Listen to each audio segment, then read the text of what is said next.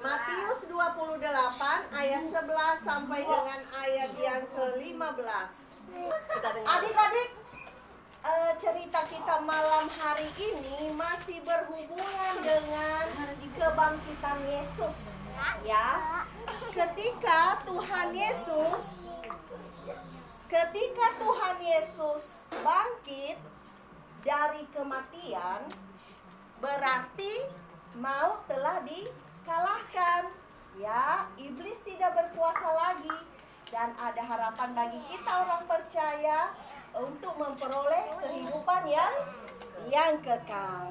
Nah, adik-adik, ketika Tuhan Yesus dikubur, ya, Pilatus memberikan prajurit di kubur Yesus, tentara-tentara, supaya kubur itu dijaga dengan ketat. Ya, dijaga sama siapa? Sama tentara. Ya.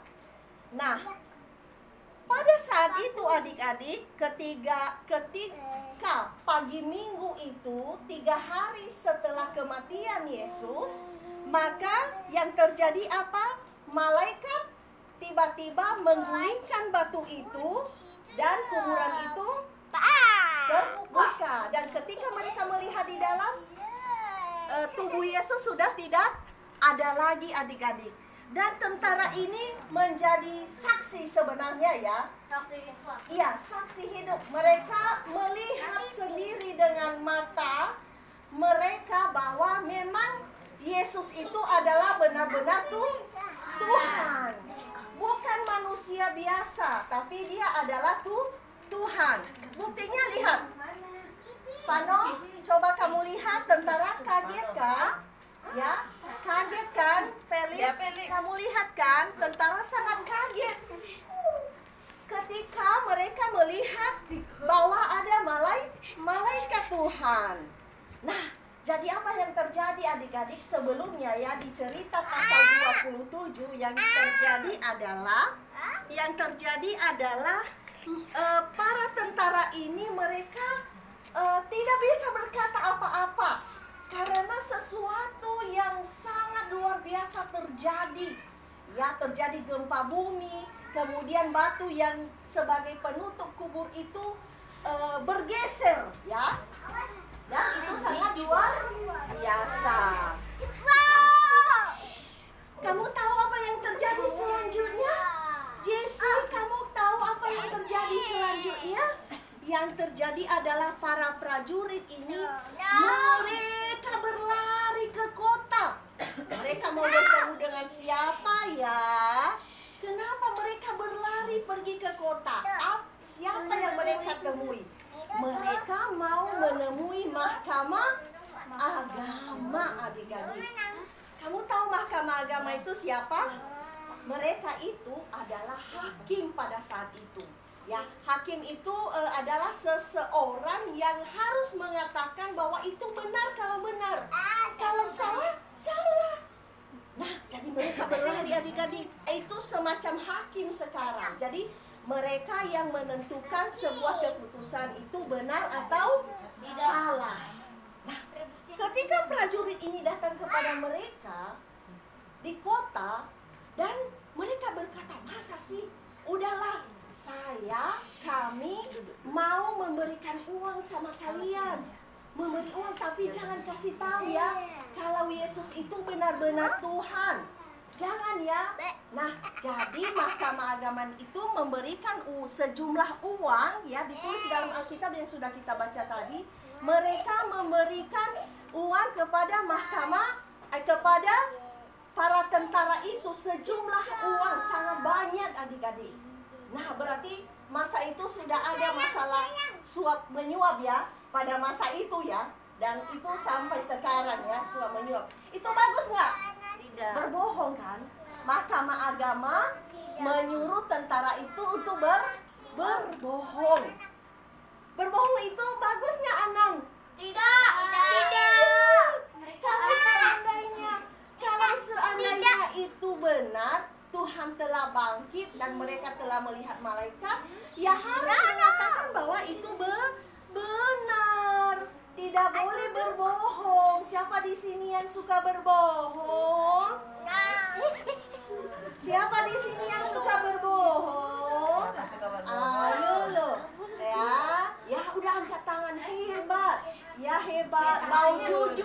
Mau jujur sudah pernah berbohong.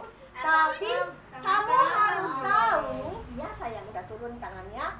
Dan kamu harus tahu berbohong itu adalah dosa. Iya. Jangan dikasih tahu masalah abang berbohong, tapi dirimu sendiri udah pernah berbohong nggak? Ya, angkat tangan dan janji sama Tuhan Yesus tidak mau berbohong lagi. Jangan seperti mahkamah agama tadi. Mereka sudah menyuruh tentara-tentara itu untuk berbohong.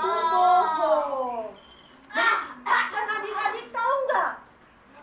Akibat dari kebohongan mereka, akibat dari kebohongan mahkamah agama itu, sampai sekarang orang Yahudi tidak percaya bahwa Tuhan Yesus itu adalah Tuhan.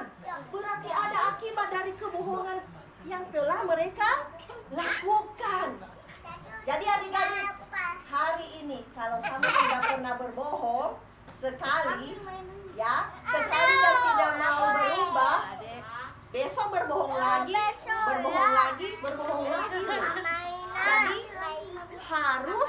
Jadi harus mengambil keputusan untuk tidak mau berbohong. Ya kakak Jesi, kalau udah pernah berbohong kakak Jesi, ya harus tidak mau berbohong lagi ya. Harus jujur. Siapa tadi namanya Bu? Kakak lupa ya? Abil ya. Kalau Abil sudah pernah berbohong sama mama, nah mulai hari ini Abil bilang, Tuhan Yesus sekarang Abil tidak mau berbohong lagi. Dan Abil mau jujur. Nah, kamu harus tahu bahwa orang yang berbohong itu tidak diberkati loh hidupnya. Iya kan? Iya kan? Tidak diberkati. Coba kamu lihat di televisi. Orang yang suka berbohong ditangkap sama Pak Polisi kan? Iya kan Vano? Ditangkap kan? Kalau misalnya berbohong. Kata Vano enggak. Kalau berbohong, ya berbohong, tidak berkata jujur, akhir-akhirnya mencuri adik-adik. Ya mencuri. Ya, berbohong itu semua satu kelompok dan itu adalah dosa. Siapa di sini yang pernah mengambil duit mama? Dia nggak tahu, si mama nggak tahu. Ambil 5.000. Ayo jujur ya. Tidak boleh lagi ya sayang, tidak boleh lagi ambil duit mama. Kan kalau minta sama mama pasti kasih. Pertama saya minta kepada mama. Iya, izin dulu ya, jangan diambil saja. Oke lah. Apa akibat dari dosa? Akibat dari dosa? Iya, akibat dari dosa itu maut, tempat kita di neraka. Siapa di sini yang pada saat Tuhan Yesus datang, mengadili manusia, tempatnya mau di neraka? Kakak nggak mau? Ada nggak di antara adik-adik? Iya, aku mau tempatnya di surga. Siapa di sini yang mau ke surga? Felix? Kevin? Anna mau ke surga kalau Tuhan Yesus datang. Jadi mulai sekarang harus jujur. Tidak boleh berbohong. Baik adik-adik, itu saja cerita pada malam hari ini. Ya, enggak dong, kita masih berdoa, ngumpulin persembahan. Terus kita mau berdoa lagi. Oke, mari kita berdoa. Mari berdoa. Bapak yang baik, terima kasih untuk malam hari ini. Untuk firman-Mu, kami belajar untuk tidak berbuat dosa. Tolonglah anak-anak yang ada di hadapan-Mu saat ini, bahkan kami semua, untuk senantiasa mau hidup jujur. Terima kasih Bapa, inilah doa kami kepadamu. Biarlah Roh Kudus-Mu yang membantu anak-anak untuk mengingat firman Tuhan ini. Dalam nama Tuhan Yesus Kristus kami berdoa. Amin.